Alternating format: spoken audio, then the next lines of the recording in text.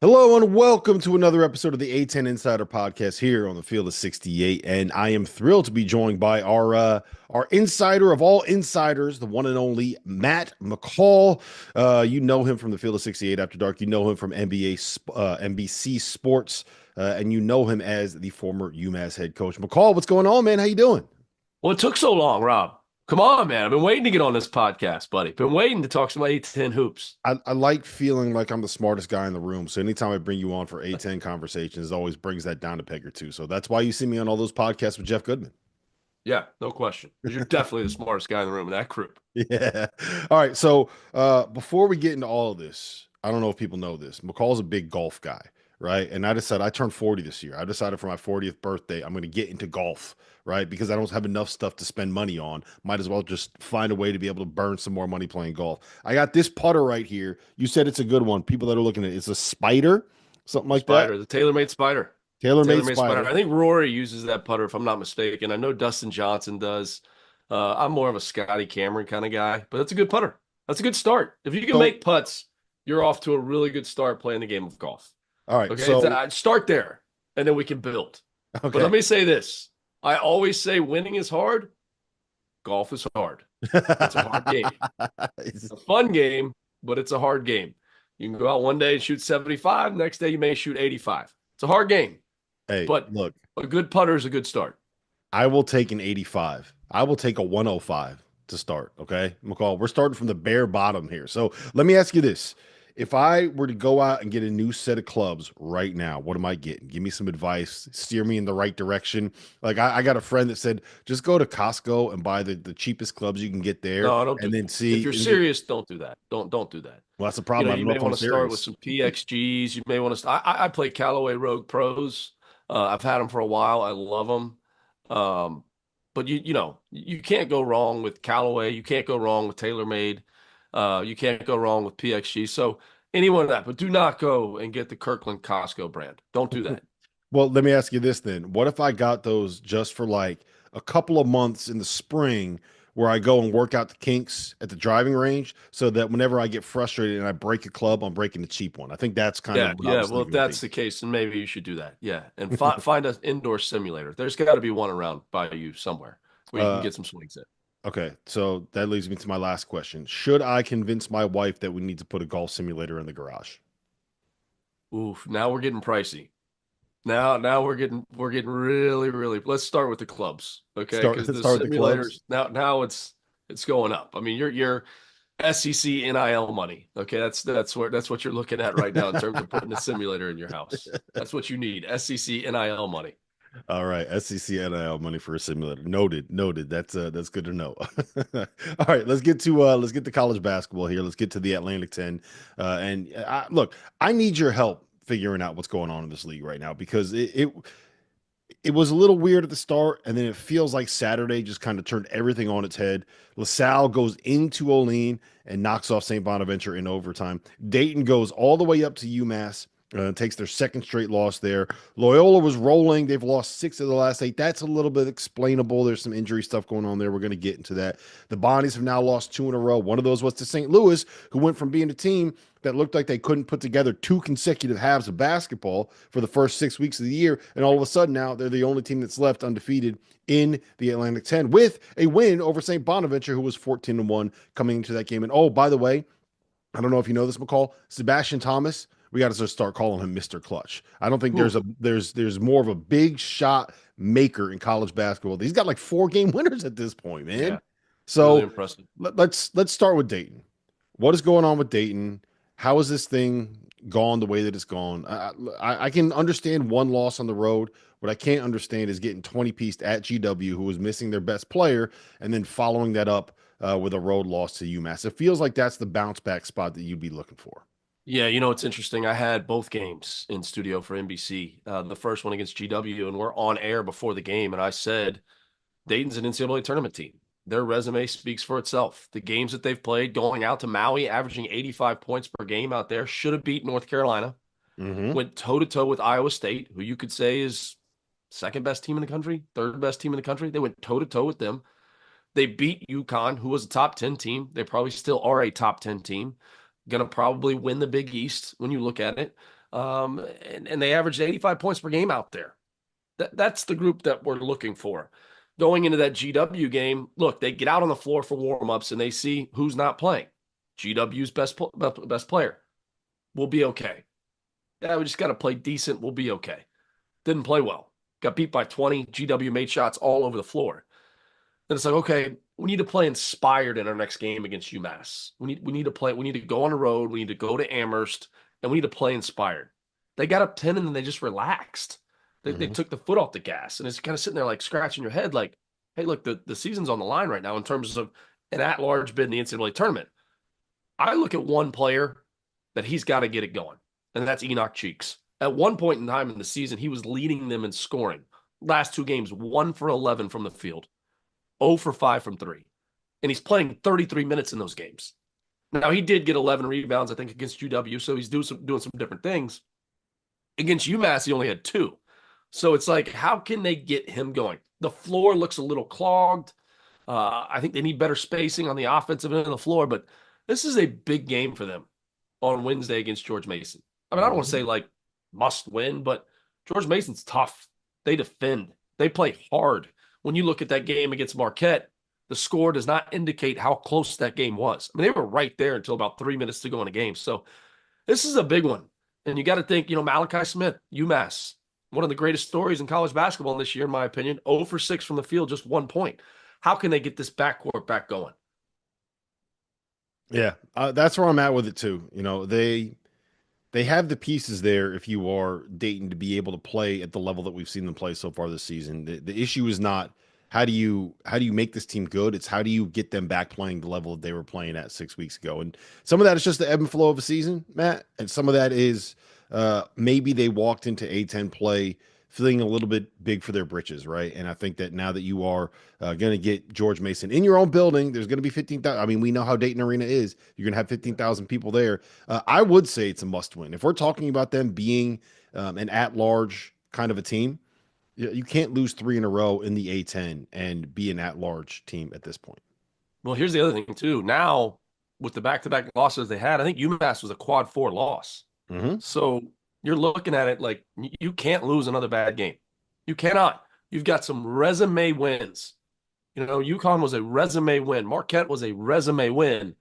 But now it's look, the A-10's hard. We just saw LaSalle go into St. Bonnie's and find a way to win the game. So Hmm. there's no gimmies in this league. Fordham's going to show up and play. They're at the bottom of the standings. They're going to go out there and compete every single night. So you just now it's okay. It's crunch time. Can't lose any bad ones by any means. Yep. All right, let's talk about the Bonnies because we had Melvin Council on here. We talked to Woj a couple weeks ago. They were 14-1. They were one of the best stories in college basketball, and frankly, they probably still are one of the best stories in college basketball. But you go on the road and you lose to St. Louis, which the numbers aren't great for St. Louis, but I mean that team's got probably the best top 3 in the conference, and I think we all saw that coming in. Their biggest issue for St. Louis was injuries, and we'll get to that in a second. But you lose at St. Louis, there's no shame in that. It's one of those things that happens. But you back it up with an OT loss to LaSalle. 2 in a row, 14-3 here on the season. They still have a pretty decent resume, but you got to start stacking up some wins because I don't think that they have the resume to get themselves an at-large bid quite yet. Providence win was nice. The VCU win was really nice, but now you're sitting here, you just lost to LaSalle. I think that kind of those things cancel each other out a little bit. Yeah, they've been so good defensively too. To turn around and give up 86 points in your own building to LaSalle was a head scratcher. I mean, we talked about it coming on. What's going on in this league? It's just like to define the level of consistency, and we can get into it in a little bit. Who I think the two best teams in the league are, and I think they're showing it right now.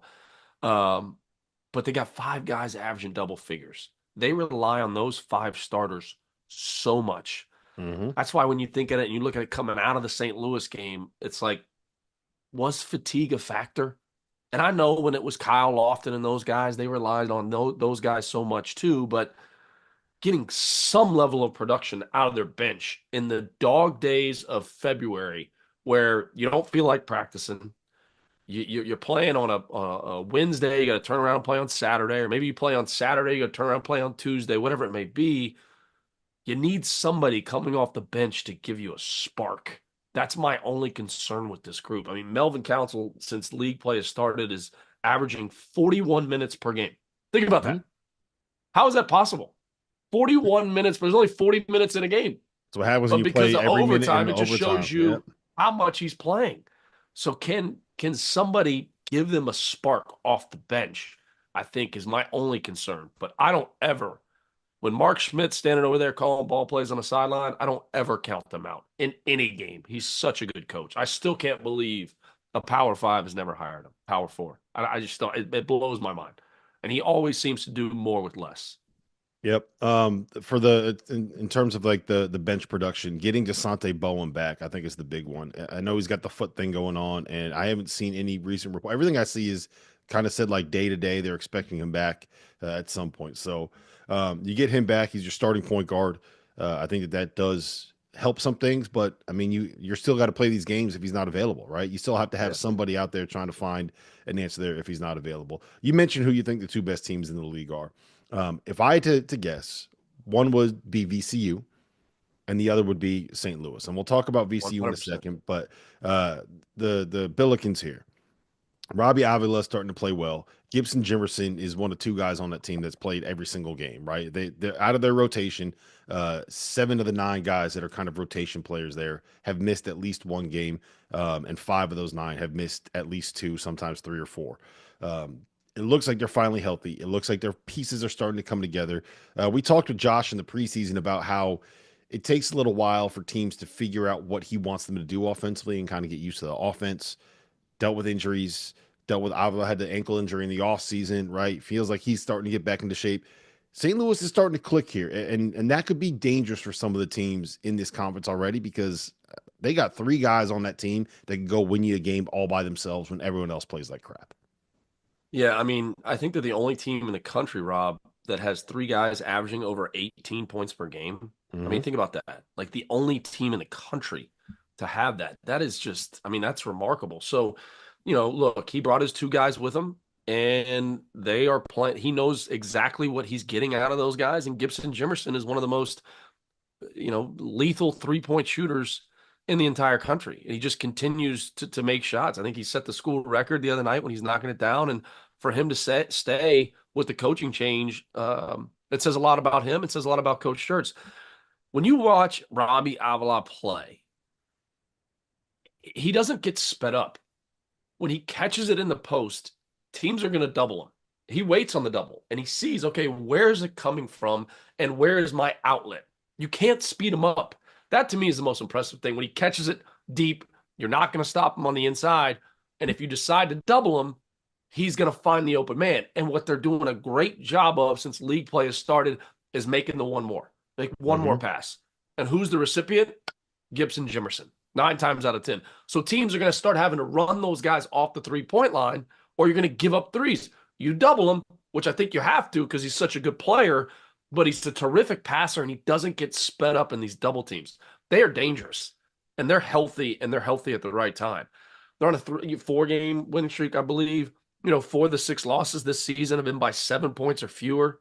So it's just like this team's for real. They look like an NCAA tournament team, 100%. Yep, and they've kind of look. They figured it out. They got the role players you need. We had their game on opening night, and the thing that blew me away was, one Kaluanya I think is a really really good piece in the middle. He's been healthy all season long. He's the kind of glue guy that brings it together. And then you have the likes of Larry Hughes too, and Kobe Johnson, and Dolzer was good, and who's Kellen Tames. Yeah. He's a guy that they fit those roles and they can do the job around the big three. So look, St. Louis, I think, has as high of a ceiling as anybody in this conference has had in a long time because of the offensive weaponry that they have at their disposal. There's a big game on Tuesday night. Tuesday night's going to be insane. I don't know if you've looked at the Tuesday night schedule yet, McCall, but it is one of the best nights of college hoops that we're going to get all season long. Make sure you have a screen available, phone, iPad, laptop, TV, whatever it is, because those Billikens are going on the road to the Siegel Center Ooh. to take on VCU in a game where hopefully we're going to have like fans.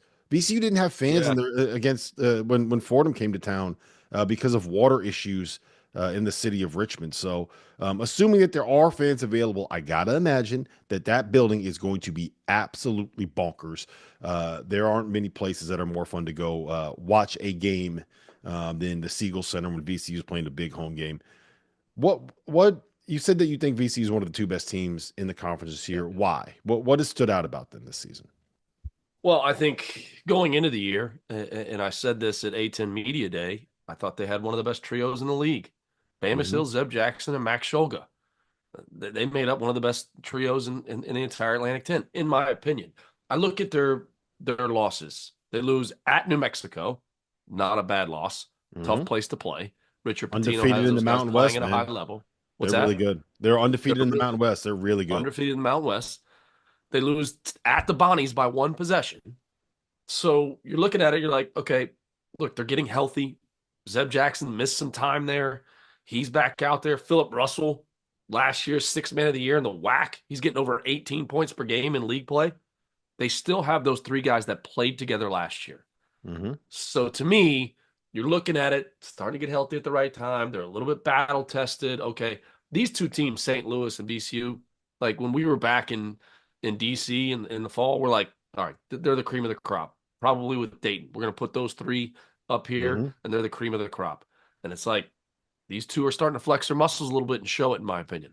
Yeah, I'm with you there.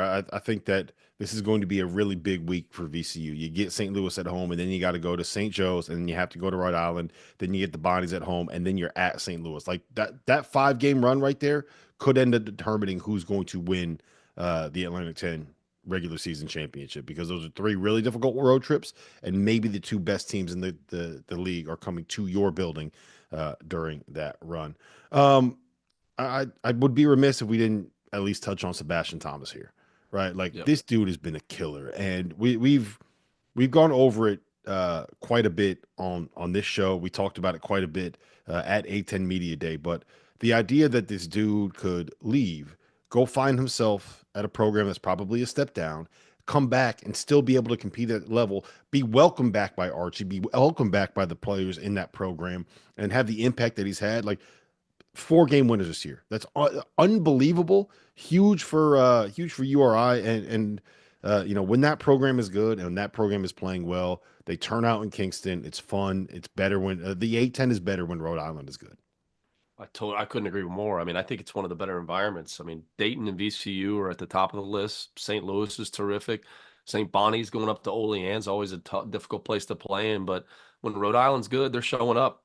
I mean, they're showing up, and they were showing up even when they weren't that great. A few years back, you'd still go in there. Thor Bjorn, the AD, is doing an unbelievable job of creating a basketball environment at that school. It's fun to watch. I'm a little bit concerned about their offense since league play has started. And I know David Green has missed some time, but they're only getting about 62 points per game in Mhm. conference. You look at this is a team that put 84 on Temple, they put 85 on a good Yale team, and they put 91 on a good College of Charleston team. So you're looking at it as like, okay, like we got to get David Green back out there. We got to get this offense back clicking. Sebastian Thomas has been terrific, but key teams are going to continue to key in on him. And what they're going to start doing late in games is just deny him. Don't even let him get the Yep. ball. Make somebody else go out there and have to beat us. So I'm happy for Archie Miller. We all know how great of a coach he is. He's gone through the struggles of trying to figure it out at this place, and now they're playing at a high level. They just got to continue to get back to how they were playing non-league, just on the offensive end of the floor in terms of floor spacing and ball movement. Yeah. Two more teams that I want to kind of dive into. The Loyola one, there's not really a conversation to be had there. Look, you lose your starting point guard in Justin Moore. That kind of, it's a huge step down. All due respect to Quinn, who's kind of stepped in, but it's a huge step down from the guy that they had there, who was one of the most underrated pieces in the A-10. You lose Jaden Dawson, who's now back. And then I do believe that they will be getting back. Kamani. I'm not Kamani. I love you, man. I'm not even going to try to pronounce your last name because I don't want to butcher it. But he should be coming back at some point. But I mean, you lose 3 guys that are starting for you, and there's just not much that you're going to be able to do, especially when the head of the snake, the point guard, is going to be out as well. Yeah, there's no question. But again, this is not this is not 2 years ago where they didn't win a game, right? Hmm. And then to follow that up by being able to win the league from last to first or whatever it was the previous year. This is not a gimme. Like you're gonna have to go in there and this team plays hard. I mean, they started off the season undefeated.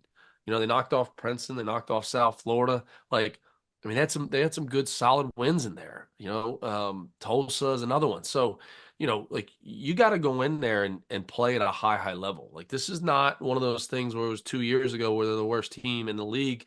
No, they're going to compete. They're going to play really hard, and you got to be prepared for that. Des Watson is still over there.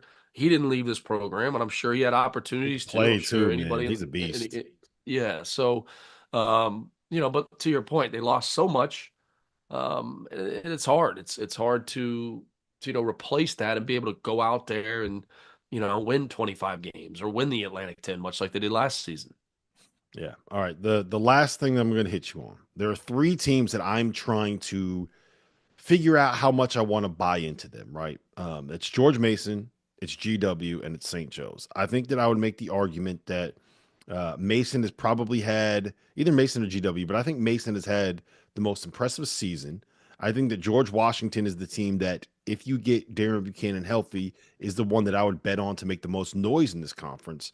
And St. Joe's is probably the team that has the most talent. I was talking to a buddy down here in Philly the other day. I think there are three guys on that roster at St. Joe's that are going to end up playing in the NBA one day. Rasheer Yep. Fleming, Eric Reynolds, and then Xavier Brown. I think all three of those guys at some point are going to end up playing in the NBA. So let's just start with St. Joe's quick. They're 11-6 overall. They are 2-2 in the A-10. They've had some nice wins this season, specifically beating Texas Tech. You beat Villanova, which is going to get a lot of people off your Mhm. back if you are Billy Lang. But they have not had they've lost to Princeton. There was a Charleston loss in there, at St. Louis, whatever, at Duquesne. Maybe not the best loss in the world, but the talents on that roster, they are dangerous. Yeah, I mean, you just alluded to it. I mean, look, Villanova is the hottest team in the country, maybe. I mean, you can Hmm. make a case for it. How they're playing right now with the nation's leading scorer, they've just lacked some consistency, and that's the biggest thing that you're really trying to find now as we're inching towards, you know, the middle of January. It's like, okay, like what have been our problems when we're losing games? All right, well, we lose at St. Louis, we only scored 57 points. All right, well, we lose to Princeton. You know, they only got 69 points. Like, is it the ball movement? Is it the number of passes per possession? Is it what we're running on offense? You know, those different types of things. But I think you would agree with this, Rob. Like going into the year, you look at Eric Reynolds, who has had great games like he always does, and he's had some games where he struggled. I mean, you know, his points per game are down a little bit this season, but he's still Eric Reynolds, and he's still, like you just alluded to, a borderline NBA player. But sometimes when you're dealing with all these expectations of hey, he's going to win Player of the Year and he's going to do, it weighs on you. You know, Hmm. I've seen players that went into seasons as the preseason player of the year, and they didn't perform to those expectations. It didn't mean they had a bad year.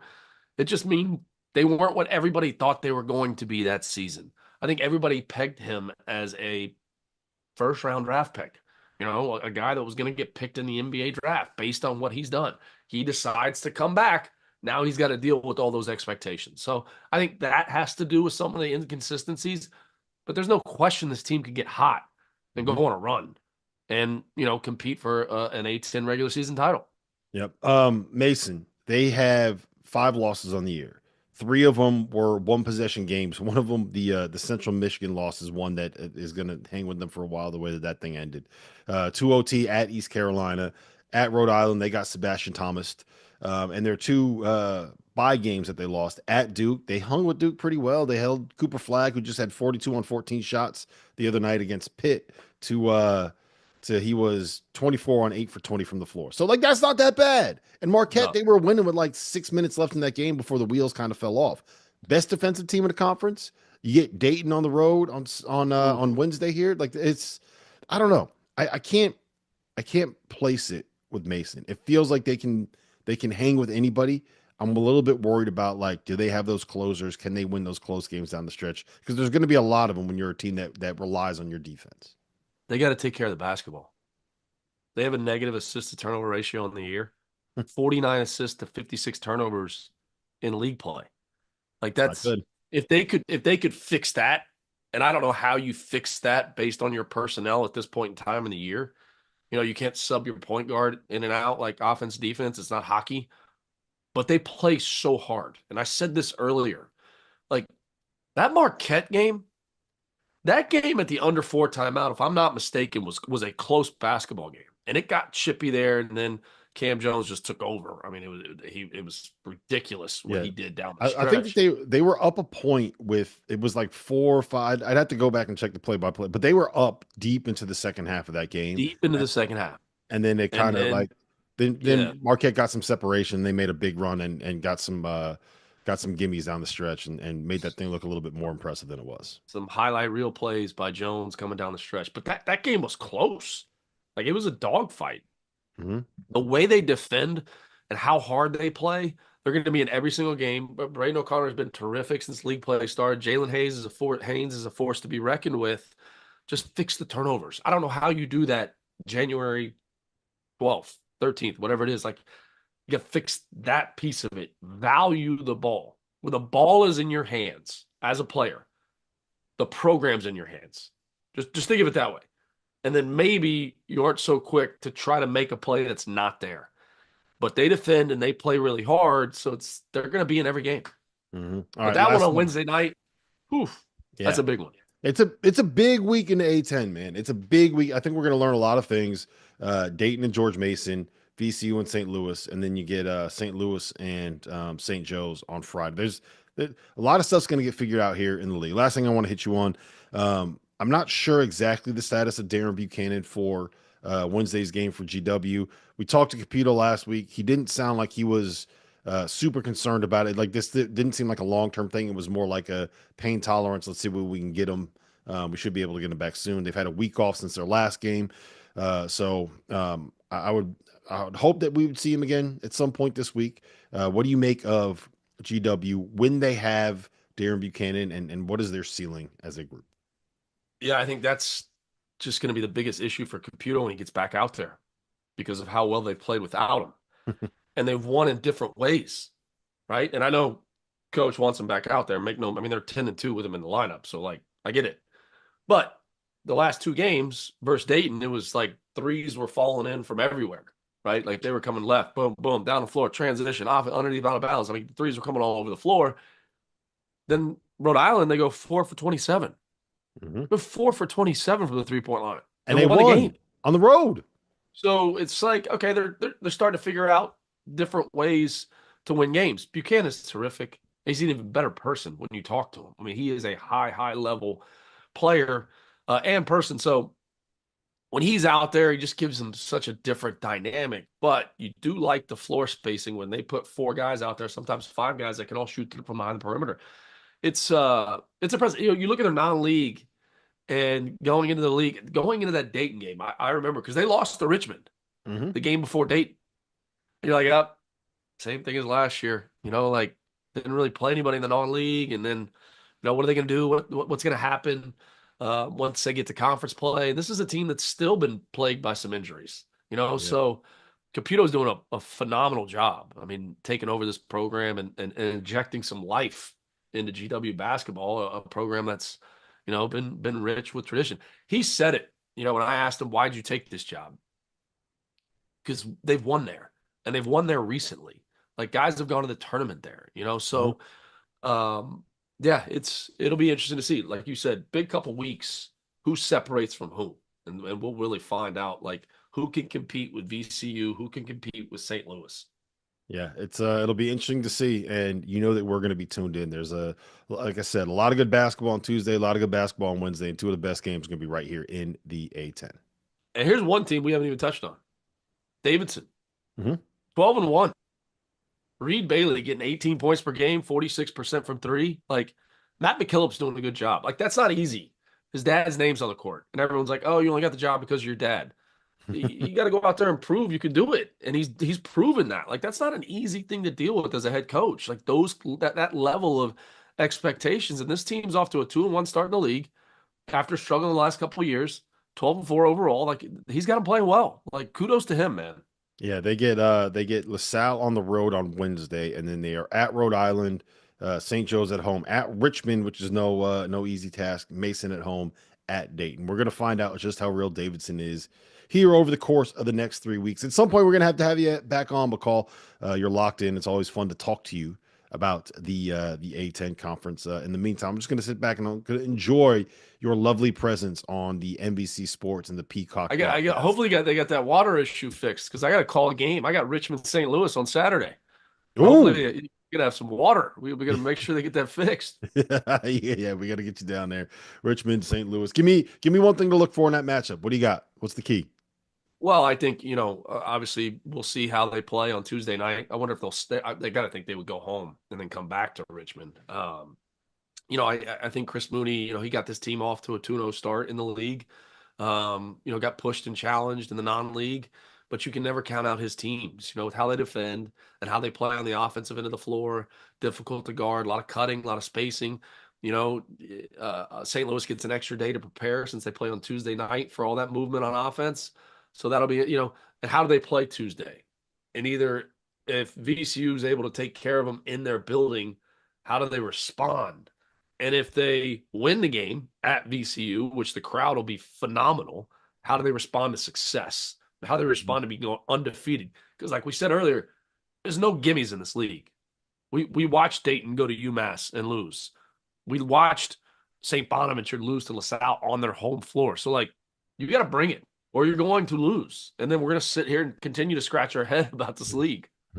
I think there's going to be a lot of head scratching, man, because that just seems like that's the kind of year that it's going to be in the Atlantic 10. McCall, always good to see you, man. Appreciate you being here. Always a pleasure, man. Anytime.